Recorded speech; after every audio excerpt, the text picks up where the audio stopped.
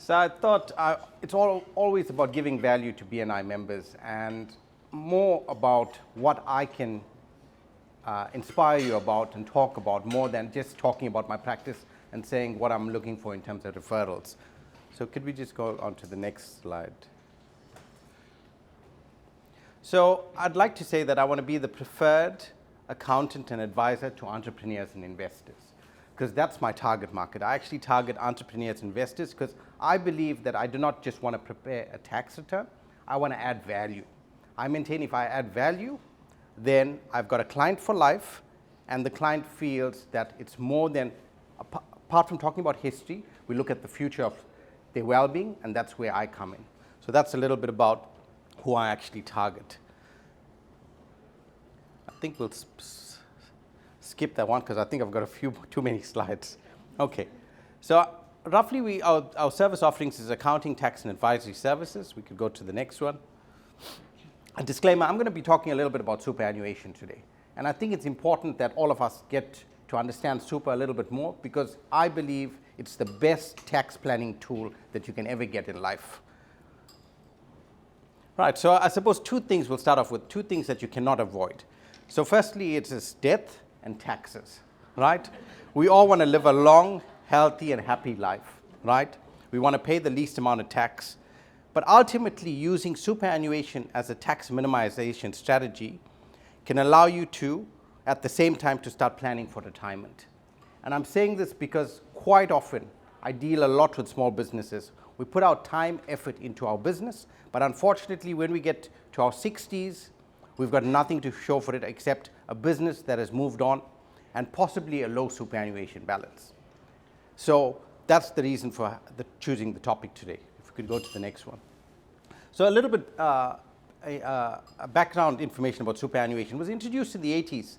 The government was facing financial crisis and feared they were unable to pay pensions in the future. So the result was superannuation was created and made Australia one of the wealthiest nations in the world. If you do some research, Australia is one of the wealthiest nations in the world only because of superannuation.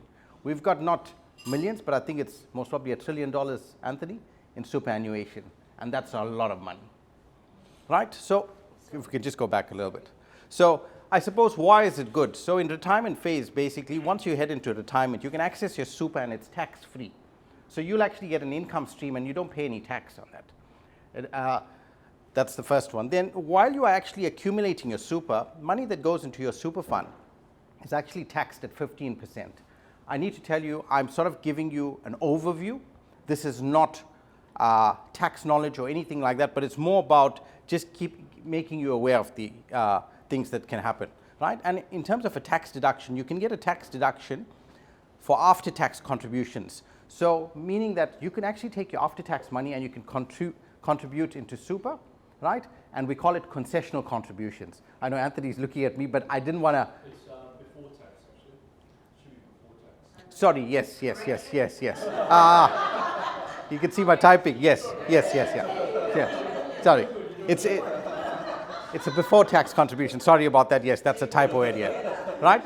And anyway, capital gains tax rate actually in a super fund, if you've held the investment for more than 12 months, is only 10%. That is excellent. So basically, you could have an investment in a massive business, and you could sell it. And if that investment was held through your super fund, and let's say, for instance, they sold your share of that investment for $2 million, and the capital gain was, let's say, $1 million, you'd only pay $100,000 tax on it. But yet, if you were an individual, you'll most probably be paying 47 cents in the dollar tax, including Medicare levy. So you can see the big variance there. 37 cents is what you would be saving on each dollar, which is a lot of money, right? Franking credits is another thing. I'm sure most probably lots of you have heard me talk about franking credits and said, what is Raj talking about? So franking credits is something that you receive with dividends. Most companies in Australia declare dividends, listed companies, and most times they franked. And the good thing with franking credits is it comes in at 30 cents in the dollar.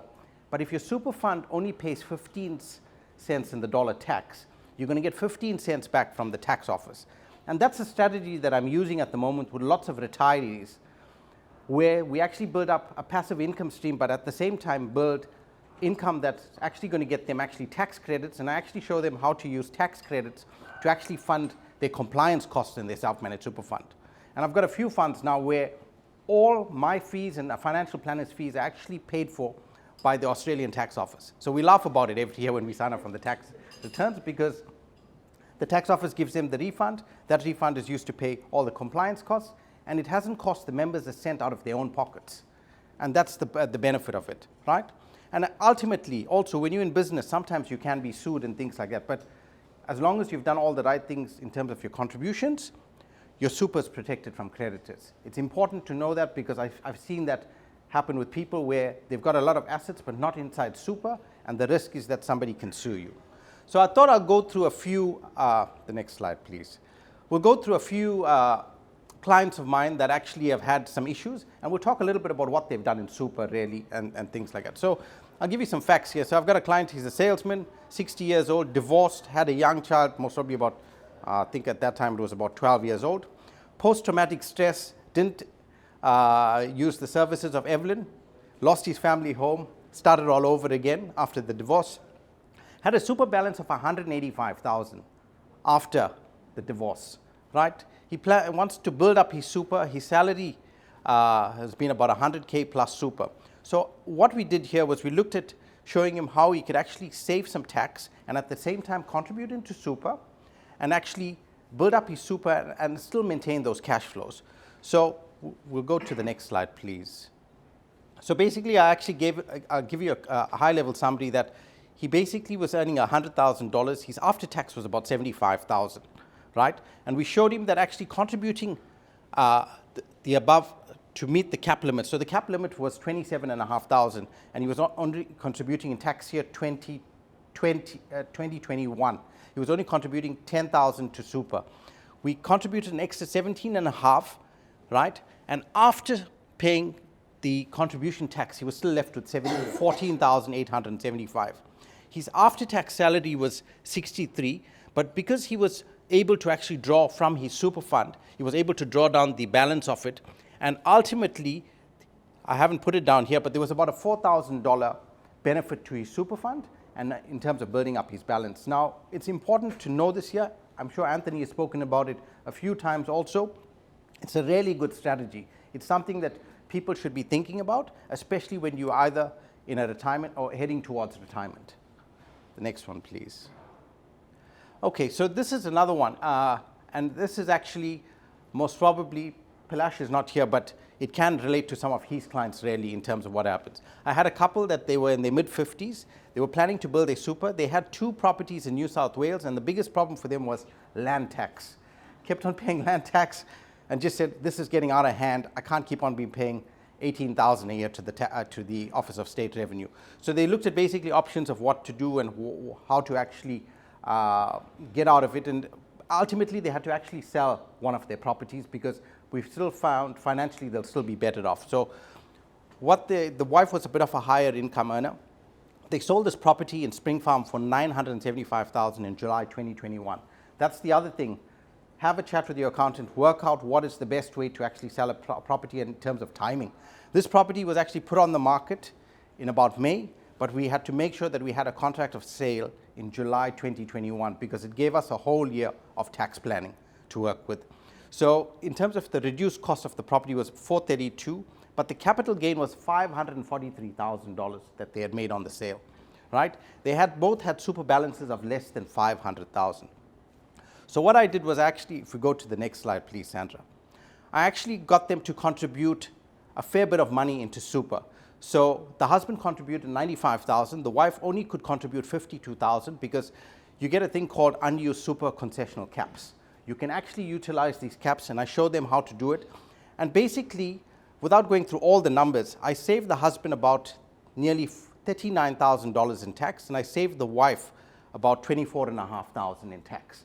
By putting this money into super, they're in their late 50s, sorry, not late 50s, they're in their mid 50s, but I know that they're heading towards retirement, so they'll be able to access this money, and they've said to me that we don't need the money now. We're going to need it in a few years' time, and that was the way to work it out. So that's where I actually brought in a benefit in terms of using superannuation against capital gains tax. The next slide, please. So this is another client, actually mid 60s, no super, right, only child. So what happened was, this client of mine, she inherited a property from her parents, right? She was now property rich but cash flow poor, right? This property is actually up in North Windsor, right? And it was actually a mixed-use business site. The land was acquired in '85. The buildings were built 2 years later. She sold the property for 1.725 million and made a capital gain of 1.55 million. The reason is because in 1986 in North Windsor, property was rarely cheap. It wasn't much actually. The building cost was actually more than the value of the land. So she made a capital gain of 1.5 million. So I was able to actually satisfy some eligibility criteria for small business tax concessions, and specifically the small business retirement exemption. So because this property was a mixed business use site, I was able to actually classify it as being used for business, and fortunate for her and for her parents who used an accountant, most probably this is going back maybe 20, 30 years ago, they were set up in a family trust or a discretionary trust structure. So she was actually a business owner that she hadn't known about over the years, because we set up these structures, the kids don't generally come to know about it, but did all of that. So that allowed her to actually get that small business retirement exemption. She was the sole heir to the estate. Next slide, please. So we contributed 330,000 as a non-concessional contribution into super. We did another 500,000 under the small business retirement exemption, plus we utilized the 75,000 unused concessional caps. So the total amount she put into super was $905,000. And there's a lady that was actually very concerned that she'd inherited a property, had sold it, but was worried about, wasn't able to actually manage her own funds. She was comfortable with the fact that she had the money, but she wasn't sure how to actually get a retirement stream. So now by putting this money into super, it allowed her to actually basically get a retirement stream, an income stream, and actually it was in a tax-free environment. So ultimately, basically, we paid no capital gains tax here, basically on the sale of the property, right? And she's, as I've said, she's got a tax-free income stream for life. So you can see there's a few ways of actually using superannuation to minimize your tax. The next slide, please. Okay, so this is the one also. Anthony, I think you've also spoken about this in the past. It's called the Downsizer Contribution. So I was actually introduced to this couple by an ex-BNI member. It's actually their parents. They're a retired couple, late 60s. The wife worked for 25 years part-time and the husband worked for 36 years, right? Their super balances, the wife's balance was 190. The husband was 580. They were not entitled to the age pensions. Actually, I think I got the balance wrong for the husband. Double check that. But they planned to sell an investment property in Richmond for $319,000 to supplement their income. The issues was capital gains tax. Selling the property in Richmond would actually not give them a massive cash injection because they had a mortgage on it, right? And the other thing that they were concerned about was the future loss of income, right? They had a house on the other side that is in Blacktown that was worth 1.15 million, and there was no mortgage on it, but I said it was a tired property because when the real estate agent looked at it, he said, you've got to do a lot of work on this house. So that was it really. So we looked at ways basically to boost the income in a tax-free way, and I'll go through it again. All right, so we provided some tax advice. I actually prepared, in their case, because of their kids, I prepared a tax and cash flow calculations, right? And finally, they decided to sell the Blacktown house. So they sold the Blacktown house for 1.18 million. I don't know exactly how much they spent in renovation costs, but I would think actually more than what their upsale was. It just so happened for them, right? They both did $300,000 as a downsizer contribution each. The total money now in super was 1.3 million. They've had no capital gains tax payable because it's been their primary residence, right? They've now got a tax-free income stream for life. And funny enough, they actually thought that they will move into the Richmond property, but they've decided to actually join an over 55s village. So that's a little bit about what we did there and how we actually did things. The next slide, please. And finally, I thought I'll talk about a client. He's actually a retiree. Whilst he was in business, he set up a self-managed super fund in the early days, about 20 years ago. His super balance is now 6.9 million, right? 12 years ago, he's a really smart guy. He says he's not he's business savvy, but he says he uses all the professionals to help him to make the money, and I think that is true because prior to me being his accountant, he had another accountant that gave him some really good advice. Yeah, that accountant actually retired, and that's how I actually got to do his work. But 12 years ago, he sold his commercial property to his self-managed super fund, right? At that time, he used the small business tax concessions, and he never paid any capital gains tax, right? The rental income on that property was prior to him selling it now was $120,000 a year. So roughly $10,000 a month was the rent, right? Over the years, he built up a share portfolio of $3.1 million, right? In tax year 2021, when I actually did his tax work, his net income out of his share portfolio was $170,000, right? The tax deferred income was $60,000. So why I talk about tax deferred income, in his case, because he's in retirement, it doesn't affect him, but if you build up a tax deferred income stream while you are in accumulation mode, you do not pay any tax on that. And then when you hit retirement, you get the benefits of it because you've never paid tax along the way. So it's really well, I still track it because for me, it's an incentive for people to learn how to actually build up that income stream. And the franking credits that he received in tax year 2021 was $55,000. So basically, if his super fund had no other taxable income or anything else, he would have had to pay, he got a check back of $55,000 from the tax office. But because the super fund balance was more than 1.7 million, right, his super fund had to have a combination of a retirement phase and an accumulation phase. So we'll go through it. So he sold the commercial property for 2.1 million in 2021, and he said his tenant made the wrong move. That's what he said to me, because he said the property wasn't worth 2.1 million.